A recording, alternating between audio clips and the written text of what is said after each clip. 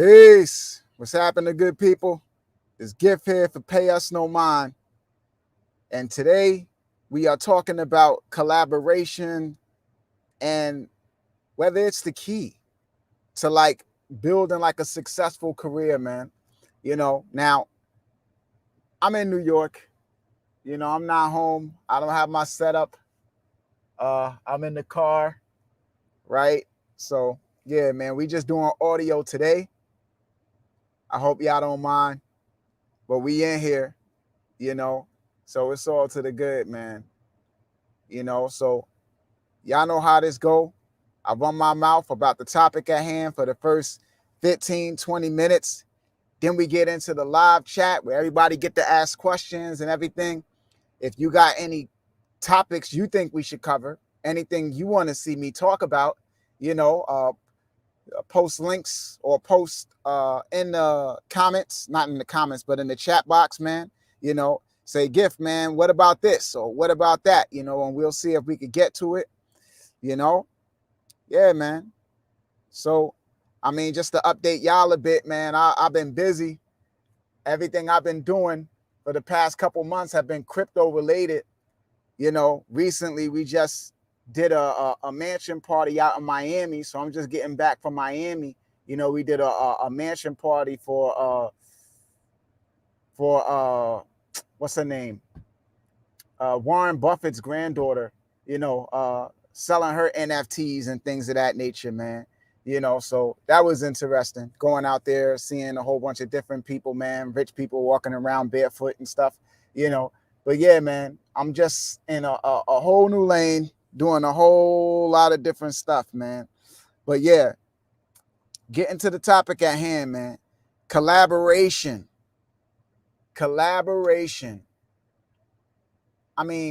Artists spend a lot of money doing a lot of promotion, advertising their content on Instagram, spending money on YouTube promotion, spending money on playlists, all of these different things. And to some extent, that money could be better spent on collaborations, depending on how those collaborations are brought about, like who you're collaborating with and the extent of the collaboration. Because it's like people respond different when they see things in an ad, than when they feel like you are somebody who's like there. And that's what collaboration kind of facilitates. It facilitates the idea that you are one of these people who are successful, right? Who are established artists. You're another established artist because you are collaborating with these other established artists, where people see an ad and they feel like you are an artist that's trying to establish yourself, and they greet you like that, And then there is also the other step of the algorithms and how the algorithms kind of operate within these platforms, where if you work with one artist, then you become associated with them and your music shows up in their radio station, and your music will be suggested to people who create playlists that features their music, and you might show up in their similar artist sections and things of that nature. So it's like collaborating with artists can benefit you in that capacity with the algorithm, where your music starts to pop up within the algorithm on these platforms, on Spotify, on Apple Music, things of that nature. So it has that benefit. So there's the benefit of the fact that people associate you with them. And if they are successful and established, then people view you as being somewhat successful and established. And if they are on these platforms and whatnot, then your content gets fed out to their audiences. So you get that free promotion, and you get on some of those playlists and things of that nature just because you are on a song with them. Whereas with advertising, you get the person who your ad reaches. And if that person does not take action on their own, to spread the word and things of that nature, it can kind of be dead in the water and not move no farther than that. Now the challenge with collaboration is who you're collaborating with, so it's not just you go to an open mic and meet another rapper and you guys collaborate with each other, and then you just collaborate with a bunch of other rappers who aren't established and who don't have followings, and things take off for you. Like, that probably isn't going to happen. Sometimes somebody gets on, and it can, right? Like, you go to an open mic and or you are meeting people that you support online who is putting up music, and both of you guys are kind of at like the same level, and you like their stuff and they like your stuff, and y'all collaborate. And then if he finds his way into a certain situation, maybe he's cool enough with you to pull you into that situation and shine a spotlight on you. Sometimes that happens, but that's rare, right? It's like when we're talking about collaborations, mainly you're talking about reaching up to artists that are in a better position than you and trying to get them to feature on your stuff, and maybe paying them, because most times they're going to want to check. They're going to want you to pay them something in order to feature on your joint, and it can be worth it depending on what you're going to do with the work. So if you're going to go out there and, like, you got an advertising budget and you're going to advertise the work, then you're going to make everybody aware of the fact that, yo, I got this guy on a song, and everybody's going to see it and maybe respond to it. Now, I've seen that happen and it not work. And the collaboration and advertising thing cannot work if the other party is not active, which is not a given that they will be.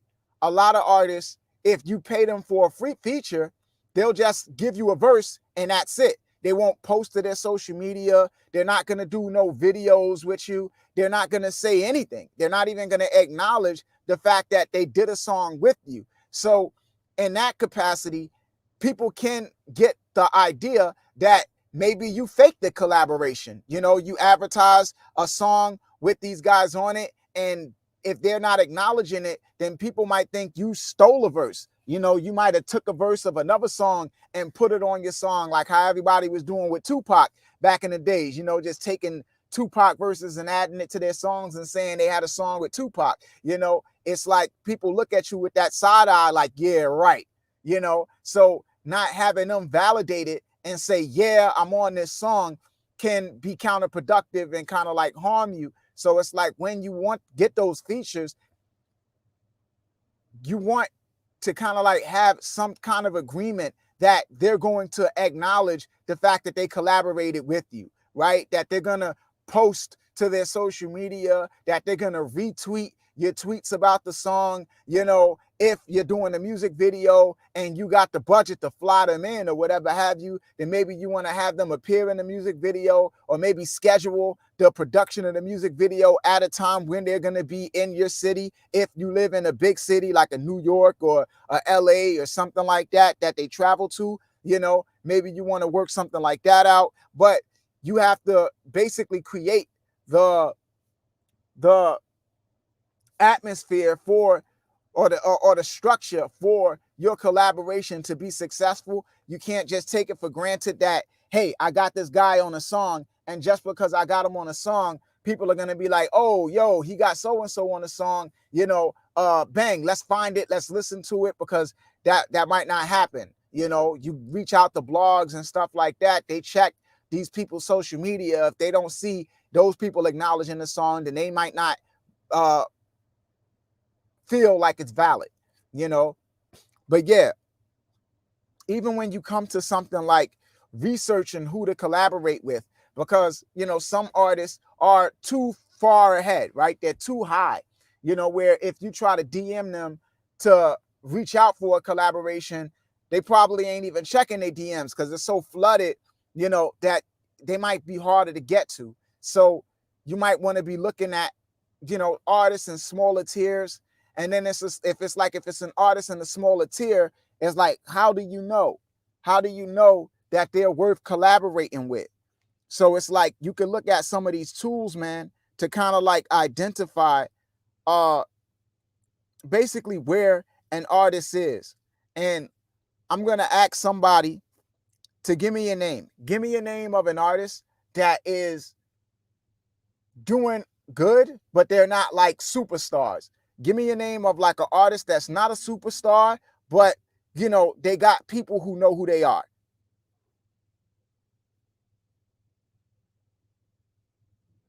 Word. Give me the name of an artist that they're not superstars, but people know who they are. Somebody hit me.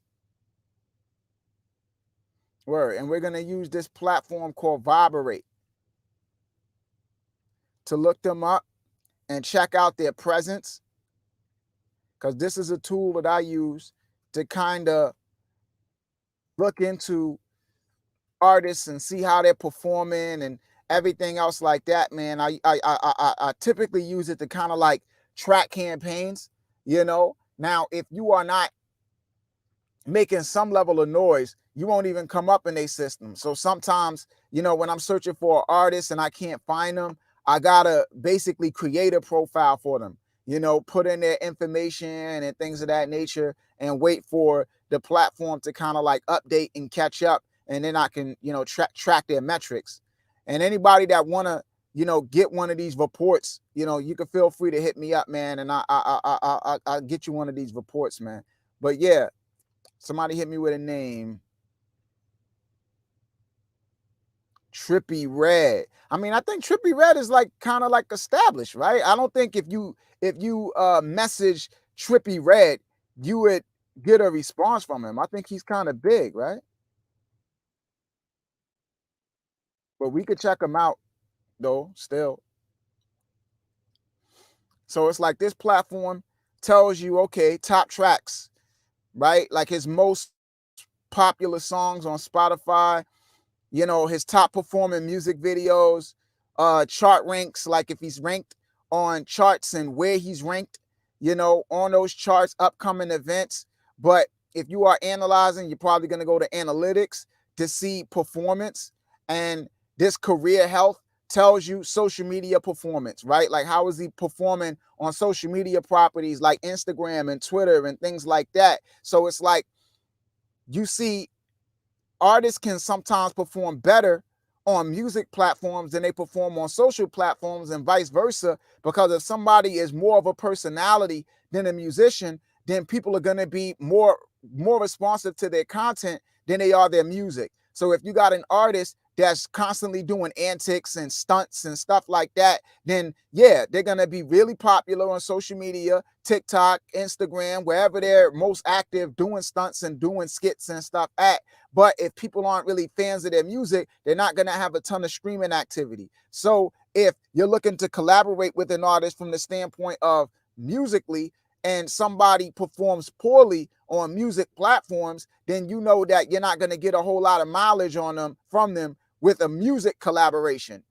Maybe from a standpoint of an influencer, yeah, but not music performance wise. So here you see he's kind of like falling backwards when it comes to social media performance. It's fair, but it's on the low end of fair. And music performance is pretty solid, right? When it comes to network respect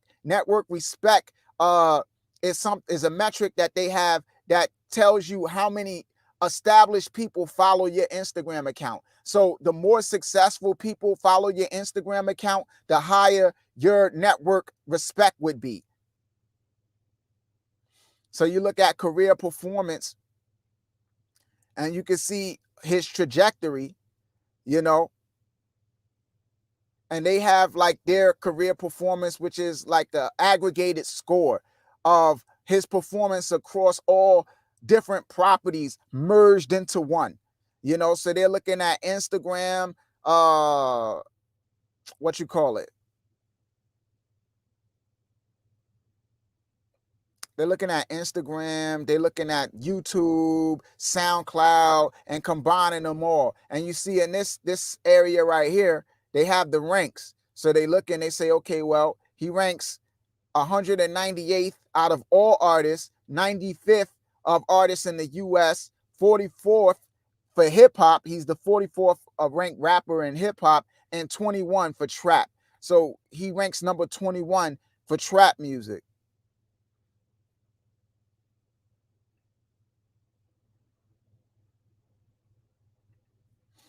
right? Now we can look and say, okay, well, total fan base distribution. And this tells us where where his fan base is most active. So if most people that are rocking with him are people who like his music, then Spotify would dominate here, you know. But I mean, some of this is a mismatch because we see here social media is fair, but music performance is good, But here we see most, and I mean, they're going by follower count. So follower count and streaming count is different. So it's like you could have less followers on Spotify than Instagram, but when it comes to streams, this could be 6.9 million followers times 10 streams, or times 30 streams, however many times people are listening to his music. So he could have a billion streams, right?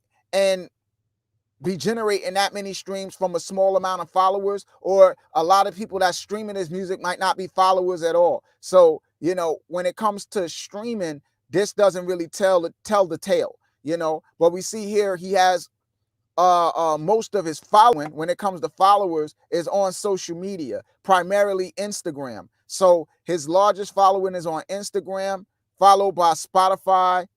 Then we got YouTube, TikTok, and Twitter, right? So if you are targeting a particular platform, right? Like if you want somebody who's big on TikTok, then you would look for somebody who has a bigger following on TikTok. So this tells you and gives you insight into where somebody has influence at, like where their greatest deal of influence would be.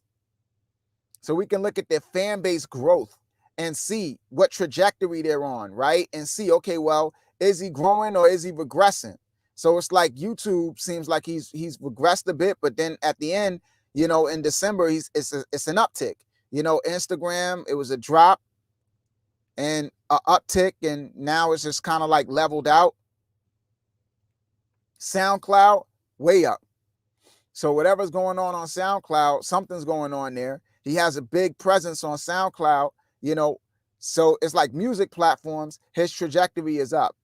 Spotify, SoundCloud, Deezer, all of the streaming platforms, you look, it's up, up, up. Social media, right? YouTube, if you want to call that a social media platform, somewhat down, right? Facebook went down, came up, but still down from his high. Instagram is up, but it went up and then it's kind of like down, right? So it's like these things give you insight into an artist, man, and insight into yourself too. If you're trying to see, where you at and where you stand with music and things of that nature, right? You can check it out.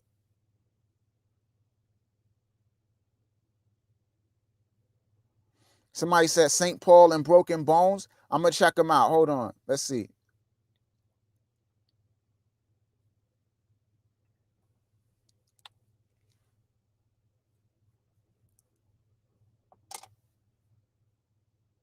St. Paul. Let's see if they come up.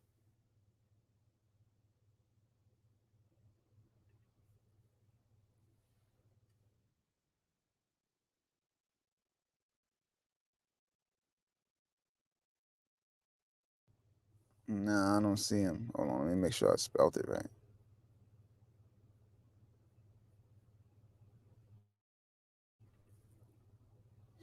Yep. Yeah, they don't come up. So let me check Redeem, see if he come up.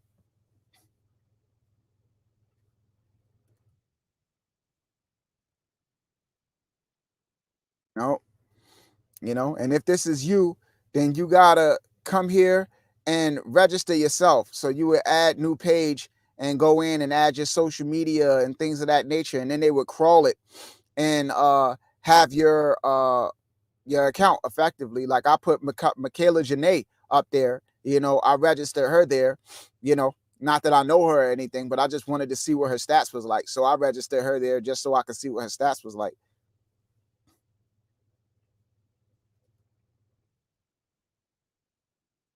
You know, Anybody that want me to register them, reach out. We see what's up.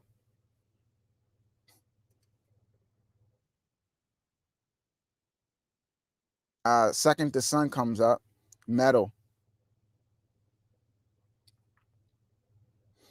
So we see the top tracks, Vita, L, top videos, second to sun, to live.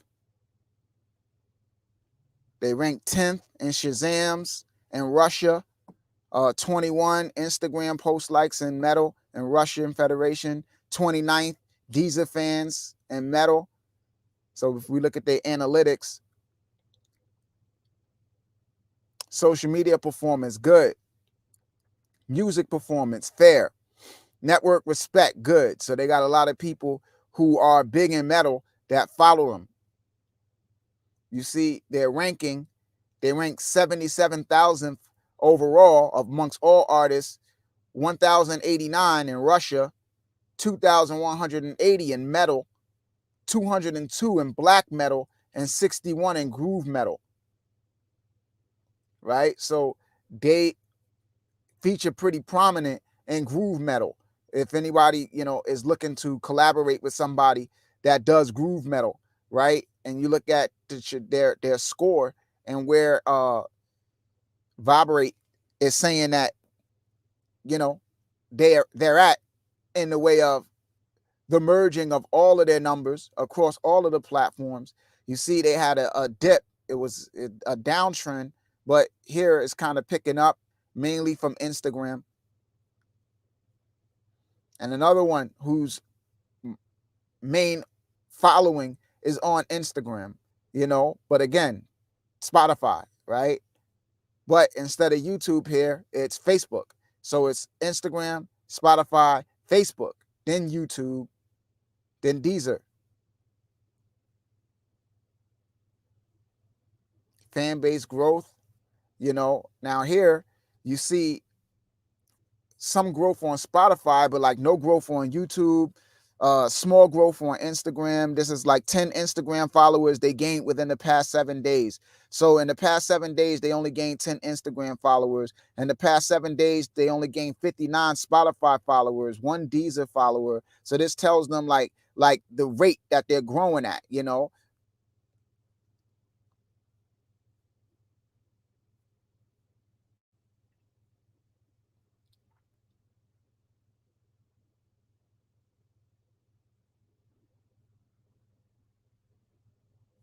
Hold on, let's check Mike Emoji.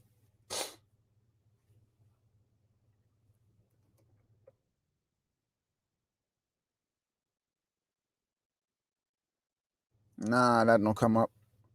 That don't come up. Or did I spell it right? Let me check it again. No, you said a C. Nope. Nope, Mike. Sorry, buddy. You said the broken bones.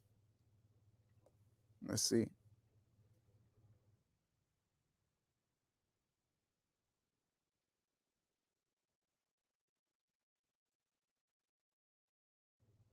Ah, there it goes.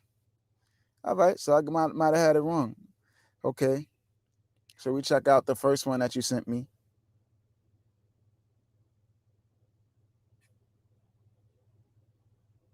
And let's just dive into the analytics and see where they at with it.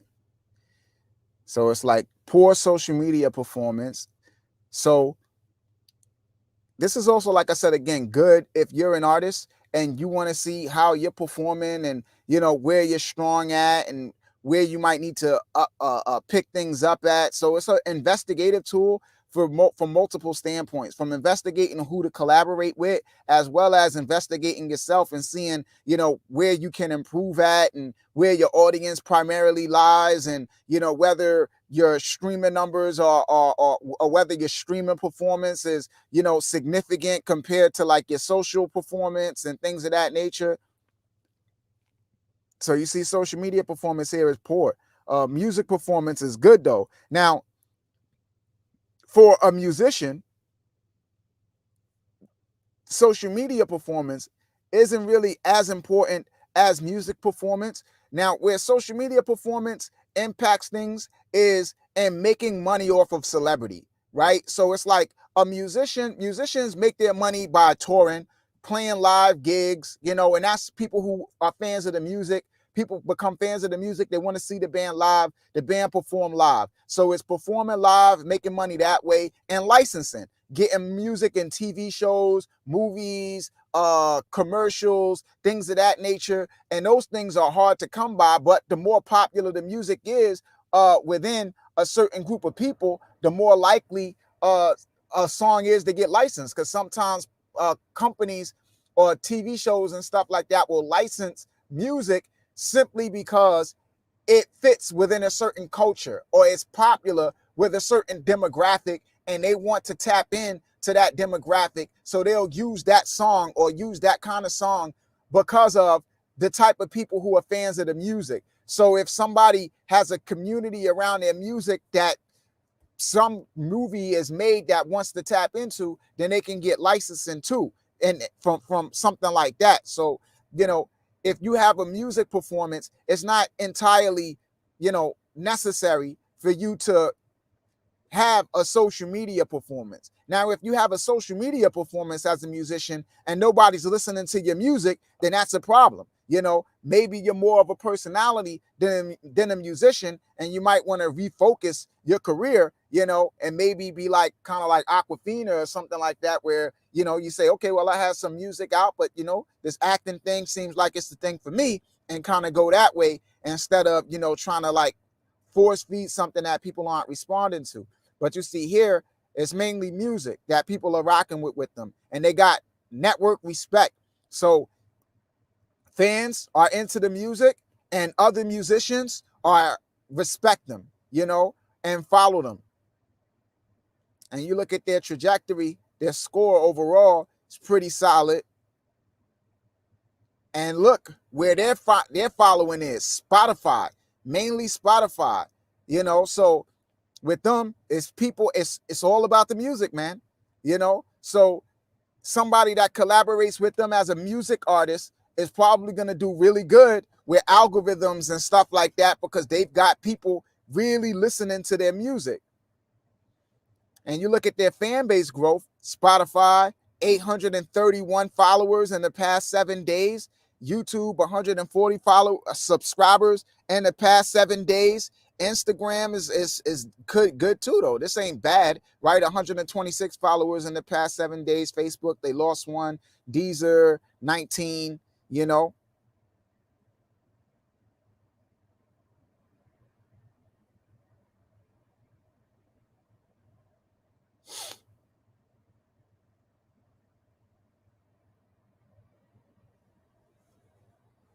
Word up, man. Yeah, so this is a cool tool. Like I said again, man, anybody, because I got a subscription to it. It costs about like, I think like $70 a month. I forgot to cancel. So if anybody want to report, man, hit me up. I get you one before my cancellation comes through, because this is one of those things that catch you off guard, where you subscribe to check it out, and then you forget to cancel, and then at the end of the month you get slapped with another charge, and you're like, yo, where's $69 come from? And you look like, oh, I forgot to cancel this thing. Word, yo. So get while the getting's hot, good people. Word. But let me check and see what people talking about in here, right? Shout some folks out. We got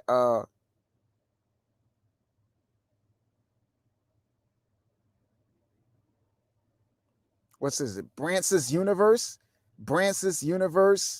Sheila Carter,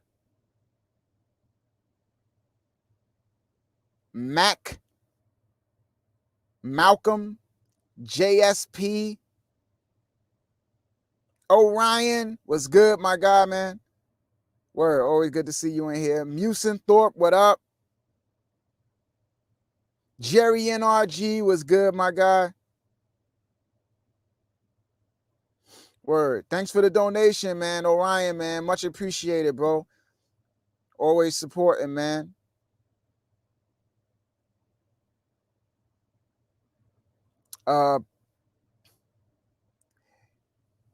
Brancis says, email you for one. Yeah, you can email me at payusnomine, or you can hit me up on Instagram in a DM. You know, either of those ways, man, you could contact me about it, bro. Hit me up.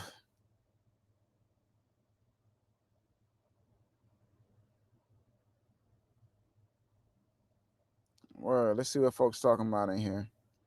Somebody say, the more these platforms open up collaboration posts and allow creators to post to each other's followers, the more collaboration will become key. I mean, even without that, because like I said again, the algorithms kind of connect the dots. So it's like if you feature on people's songs, then you know you're gonna be in association with them. Like if we look at Spotify, for instance,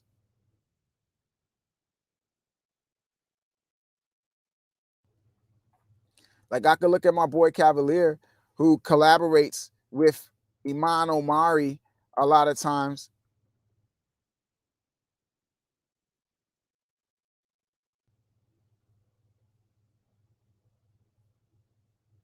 Like you look at fans also like Iman Omari, right? Because it's like these are people that he collaborates with a lot, you know, and these are people that Iman Omari collaborated with a lot. You know, he has songs with a lot of these people. So it's like if you do songs with these artists, then you know you show up and their fans also like you show up in their artist radio stations, you know.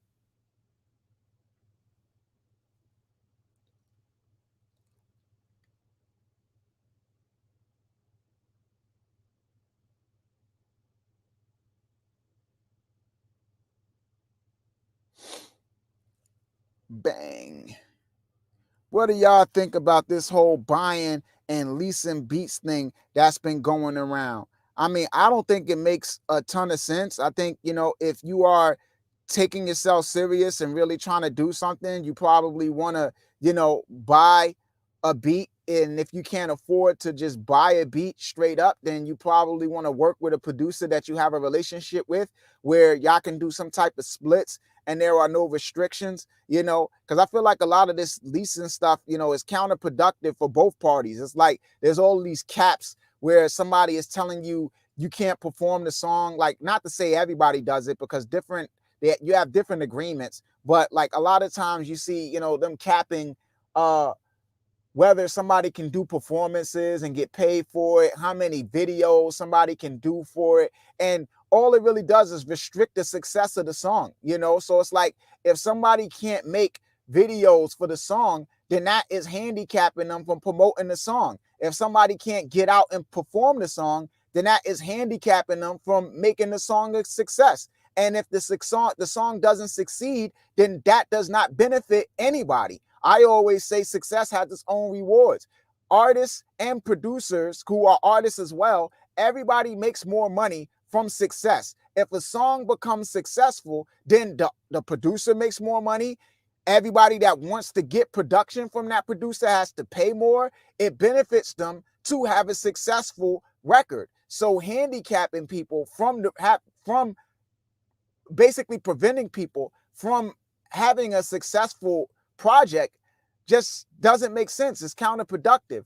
But, you know, they feel like it's something that has to be done because they've given these non-exclusive licenses. So they feel like maybe it minimizes the value of the work from where somebody might want to buy an exclusive license. And if a song is so popular, maybe they don't want to buy it.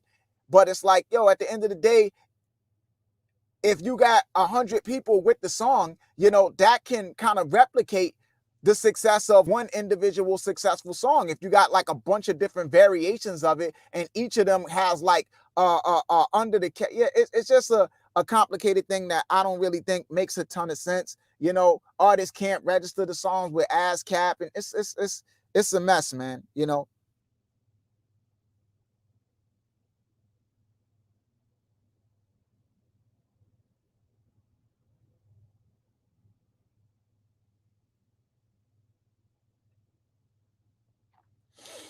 Jerry NRG says, how do you plug in live performances to your PRO? It's like matter of fact, let me check something. hold on, because it's not difficult to do.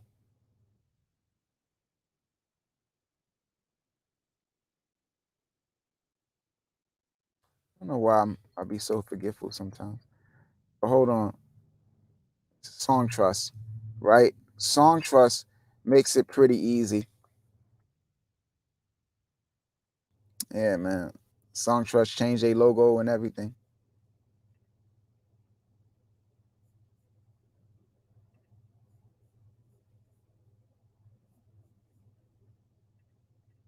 Yeah, let's see.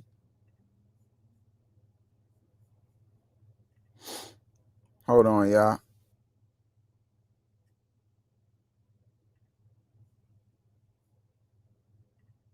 I'm trying to see something right quick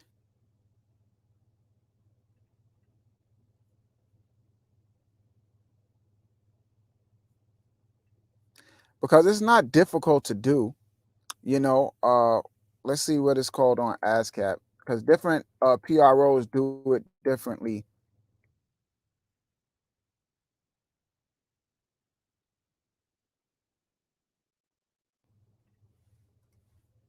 Let's check it. Let's see.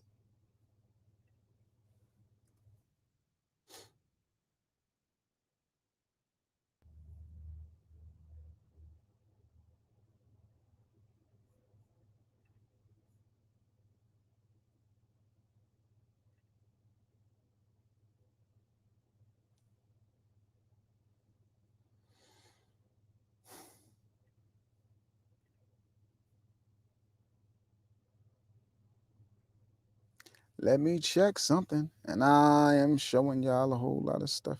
Hold on, let me get out of here.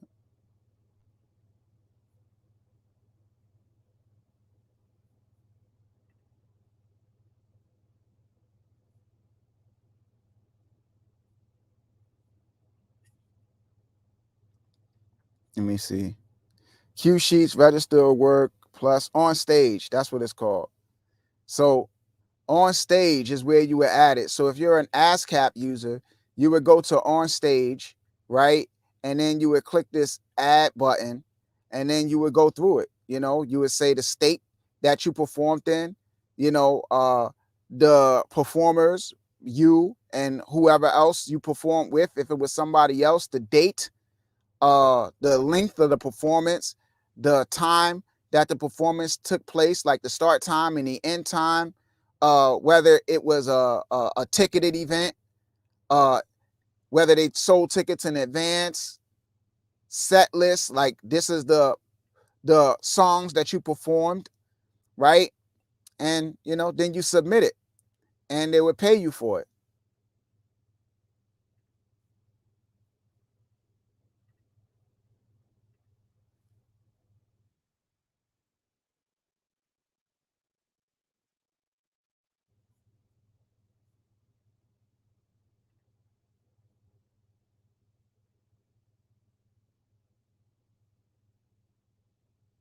Word up, Winton Wilmot. What up, brother man? Glad you could join us. Lil Strap De Niro was good. Yeah, but Song Trust just has like it's called set list and Song Trust. So it's like with Song Trust, it's just set list, you know, and you fill out the information. Or really, I think Song Trust, if you go to set list, they're just gonna redirect you to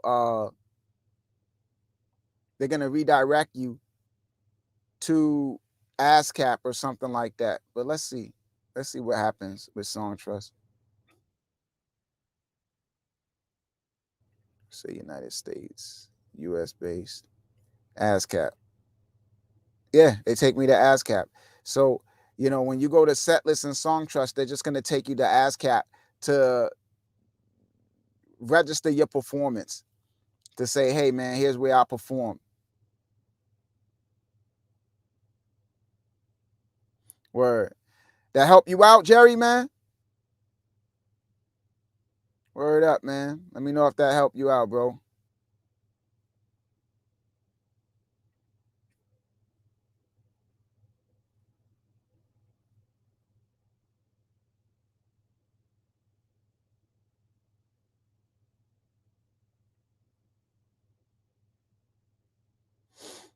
Word, man. Let me see something.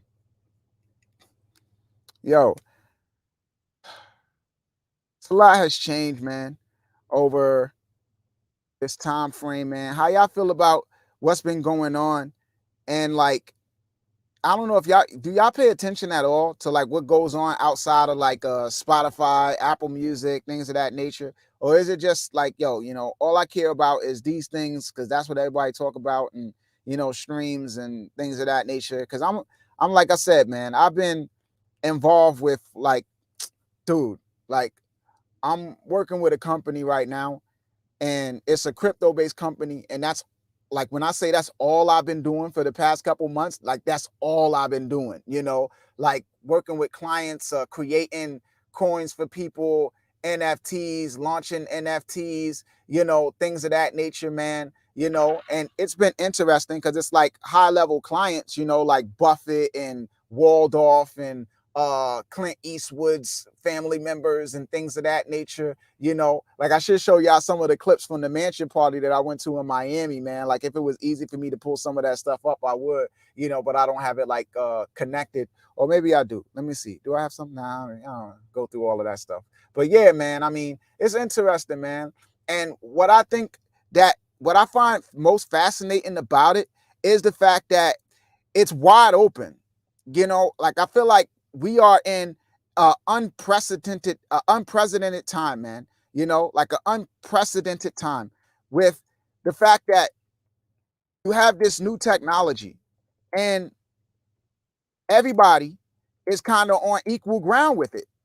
Everybody's kind of on equal ground with it. Nobody really knows what they're doing, So anybody that has like a good idea can walk in to a situation where somebody will give them millions of dollars to bring that idea to life. You know, Anybody can like upload an NFT or something like that has like a solid idea behind it and have somebody come and give them a bunch of money for it, right? If they believe in what it is they're doing. Like I've never seen anything like this ever. And a lot of people are just like walking around with blinders onto it. Like there is like a section of people who are so dedicated and committed to it. And then there are people who just are oblivious to it and have no idea it exists. And listen, man, there's so much not to just make it about money and stuff like that, but there is a lot of money floating around in that space that is just there for the taking, man. And all it really just takes is just educating yourself, man, and understanding the lay of the land and kind of like networking and things of that nature, man. So it's like, yeah, man, everybody needs to kind of like get involved with this stuff to some extent, man. Because it's and I've been saying this to y'all for a while, man. It's like the future. It's kind of like taking over. On the low, if we want to say it's on the low.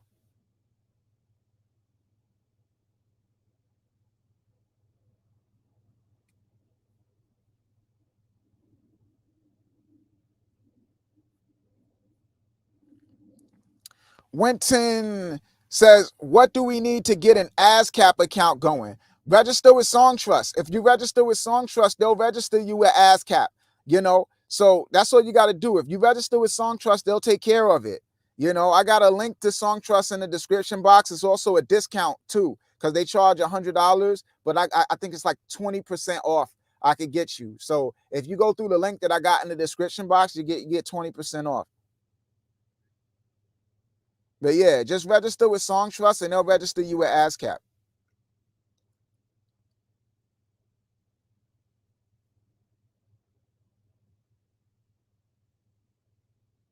Like, oh, let me show y'all this, right? Rally.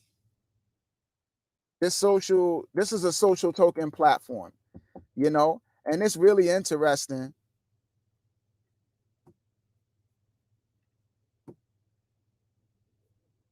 I hate when they do this stuff, man, where you gotta like, yo, I swear to God, yo, I think these things is like just a way to spy on people, because it's like having to like basically have a message sent to your phone in order to like access accounts and stuff like that, bro. It just makes it so you always got to have your phone with you, and your phone is like connected to satellite. So it's like they always, tracking everywhere you go. I'm like, damn, man. Like, yo, you gotta, every time you go to log into something, it's talking about check your phone for whatever the hell. But yeah, man, if you look at this thing, you look at the creators. So what this particular platform does, people can make a social token here, like a token behind their brand. So it's like artists can make social tokens, personalities can make social tokens. Like this girl, she was on Supernatural, a show that I watched. I think she's most known for like gaming, but I bought her token, and if it increases in value, then so too does your investment. So you look at this activity, right? And you see, okay, well, 51 cent here, did a dip, then did a rise, right? This was today, but if you look overall, right, it started down here at 24 cent, went all the way up to 94 cent, almost a dollar. Then it went back down. Now the interesting thing about this particular platform is that depending on how many people buy the social token for a particular artist, they give his fans, and they give the artist fans and the artist an allotment of their coin. So it's like you have your coin, which isn't like really doesn't have monetary value. It's just backed by their coin, like the rally token. So you see here, like do they have it here? Let me see if they show it. Yeah, like you see here, she gets $17,000 worth of rally a week. And this $17,000 worth of rally gets split between everybody that holds her coin based on the percentage of her coin that they hold. So if you hold 20% of the supply of her coin, then you get 20% of this $17,000. If you hold 10% of the supply of her coin, then you get 10% of this $17,000. And that's the way it works in Rally. So if I like created a pay us no mind coin on Rally, and based on the level of activity, like if everybody was like buying a coin and using the coin to buy services and stuff from me on Rally, then Rally would give me an allotment of their coins, which is basically real money, so yeah, like maybe 17,000, 18,000, and that would get split between everybody that holds the coin, right? So that basically provides incentive for people to hold the coin, you know? Now, you have other platforms like Roll that do things different, and Roll isn't really like a platform that pays people for holding your coin. They create a coin, and it's more like a rewards program where, people earn the coin through taking action. So it's more or less like something that you can do to incentivize people to buy stuff from you. So you say, okay, well, if you buy, if you are one of the first people to pre-save my album, I'll give you 50 of my coins. And these coins are redeemable for X, almost like frequent flyer miles. But yeah, those things are some new things, man, that are on the horizon, and it's a lot of different companies that's doing this stuff, man. Not just these guys, but yeah, it's interesting technology, and we'll see where it ultimately goes, man. I'm gonna cover some of this stuff more, but yeah,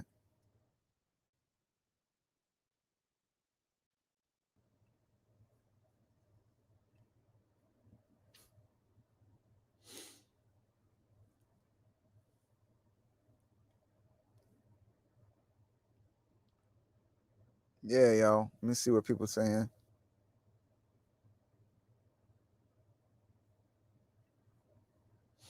Orion says, I'm really curious with Lum. They doing something good. Yo, unfortunately, because I was gonna cover Lum and I was gonna do like a whole expose on them, but they shut down. They closed down. You know, they got a notice on their website right now where they're just thanking everybody for participating and supporting them. And they just like, you know, with the whole thing with NFTs and new technology and stuff, you know, they just feel like their time is better served getting involved on that end. So they basically trying to take part in some of these other programs and crypto and just shutting Lum down. So there is no more Lum. You know, that's dead now.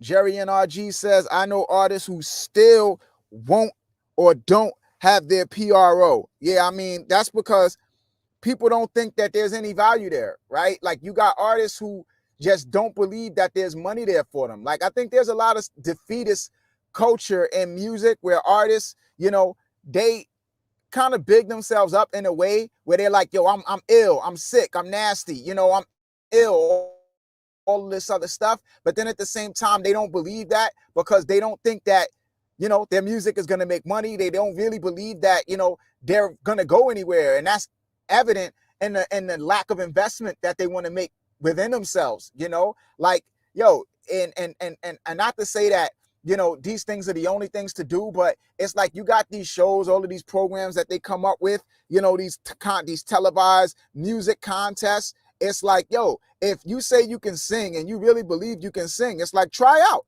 You know, it's like, yo, that's just like the battle circuit. Like I used to hang around a lot of rappers that always used to talk about how they eat this guy up and they the illest rapper and stuff like that. And it's like, yo, you got all of these battles going on. It's like if you think you're so sick and you can eat this guy up and all this other stuff, why are you not getting involved with no battles? You know, it's thousands of dollars on the line that you could win if you win, you know, and that's because people don't really believe it. They just talking out their ass.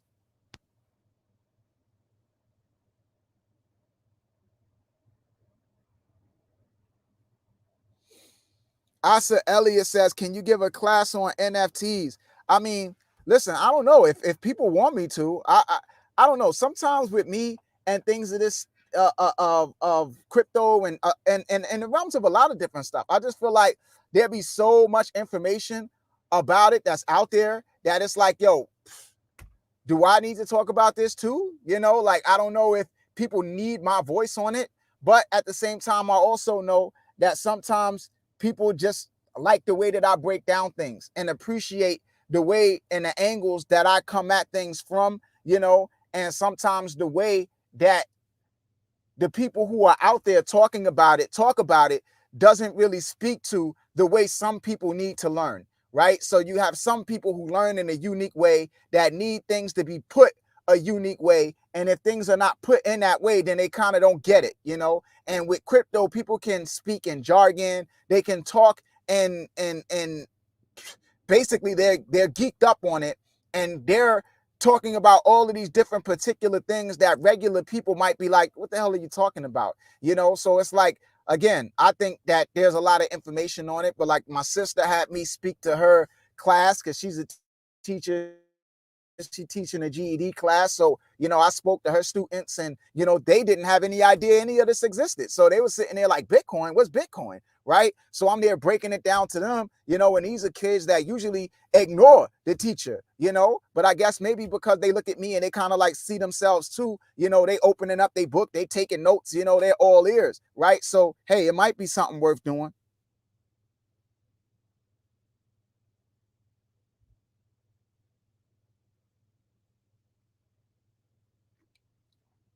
I know you got issues with DistroKid, but they have an NFT option for your album. DistroKid is just silly, man, and just thirsty for money because they only charge people $20 a year. So they're just always trying to grab at any hint of extra revenue. But what they're doing is just silly. It's just Bush League tactics, you know. I'm not really like trying to involve myself in the silly little things DistroKid do.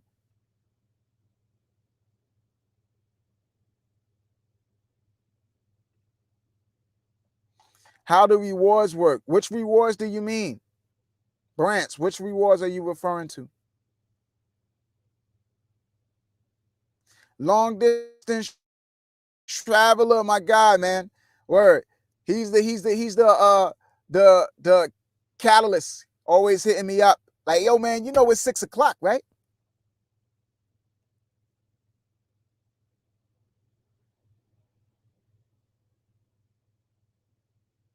Oh, the rally rewards. Yeah, rally rewards. Yo, it's all based around whatever it is you decide the rewards are. It's all based around whatever you decide the rewards are. So a lot of people who have social tokens, they create Discord communities and they say, hey, the only way you can gain access to this Discord community is if you hold our coin. So it's like you got something like that with these guys right here. Hold on, let me show you. You go to Coin Market Cap and I'll show you.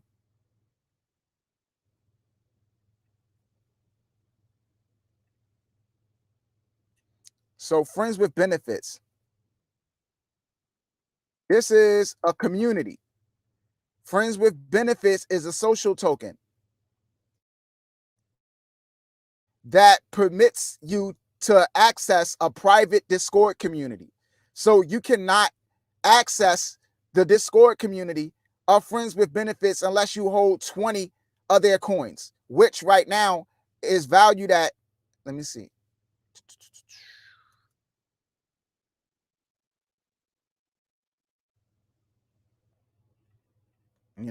20 times 78. Yeah. So basically, in order to gain access to the Friends with Benefits community, you got to pay $1,560. Now, it wasn't always like this because if you look at where they started at, you see Friends with Benefits, when they launched the coin, it was only $6. So if you joined the Friends with Benefits community back when it first started, right? It only cost you $120 to become a member, right? And now those 20 coins that you bought for $120 are worth $1,560 right now. And how does this happen? This happens by like let's say the Pay Us No More coin, for instance. If I created a Discord community and I said, hey, only people who have access to the community can join, right? Then everybody has to go and buy the coin in order to join the community.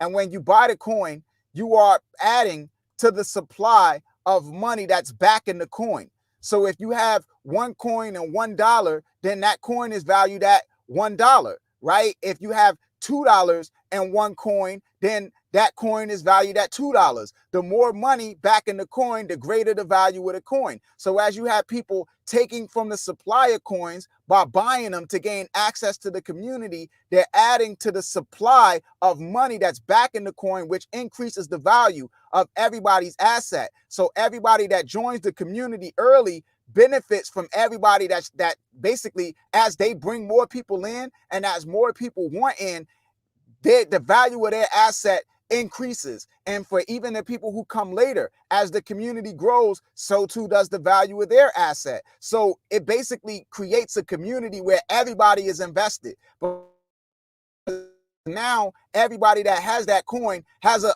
vested interest in the success of the platform. If anybody does anything to harm the network, then they are effectively harming their own asset. If you go in there and you're a bad actor and you disrespect people and make people leave the community and sell off their coins, then that's going to have a negative impact and result in the value of the coin dropping. And that's going to decrease the value of everybody's asset, right? So that basically creates a scenario where everybody is trying to do everything to benefit the community.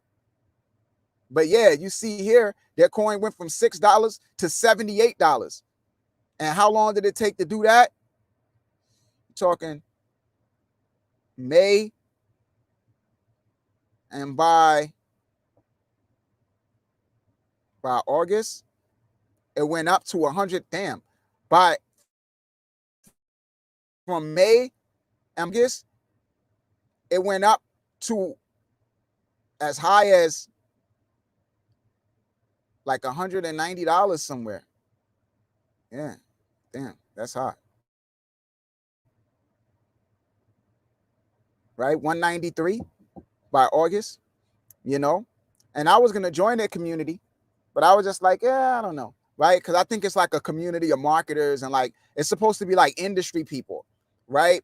So it's like, if you want to like hobnob with folks, then you buy friends with benefits and you get in the community and you can kind of like chat people up and stuff. But now, it's kind of too expensive to gain access to. You needed to get in early.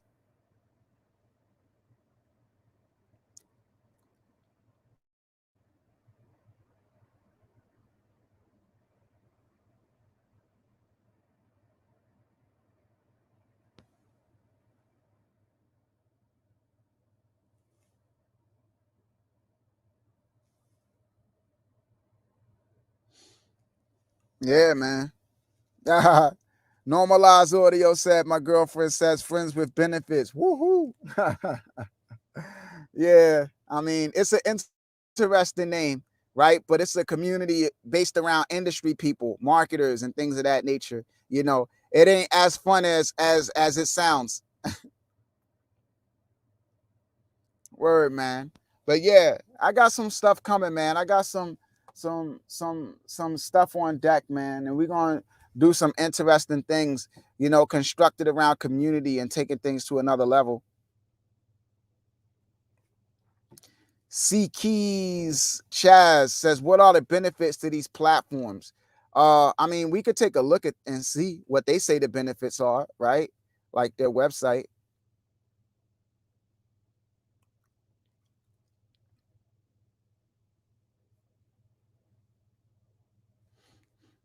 They say friends with benefits is the ultimate cultural membership powered by a community of our favorite Web3 artists, operators, and thinkers bound together by shared values and shared incentives.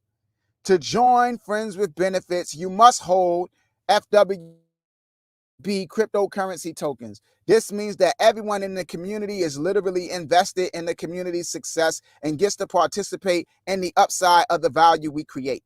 Manifesto.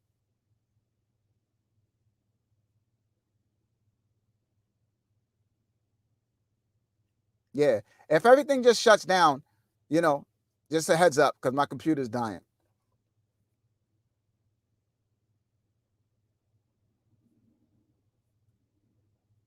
Or and their site takes a long time to load. But yeah, it's like shared identities. Please introduce yourself. And so they're telling you how their Discord is sectioned off. So you introduce yourself in introductions. Friends with Benefits thrives on trust, and we encourage everyone to share their background, specialties, and interests to better foster conversations around members' expertise. Diversity, unlike many other crypto communities, Friends with Benefits comes with members of all different backgrounds, whether it be someone whose first experience in crypto was getting Friends with Benefits or someone who's been in this space for 5 years.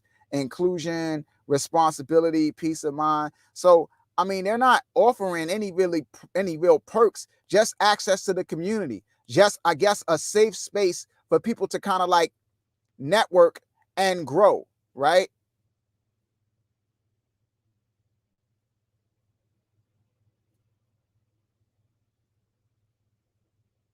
LB, what up? What up? Yeah, man. But let me get out of here before my computer just die, man.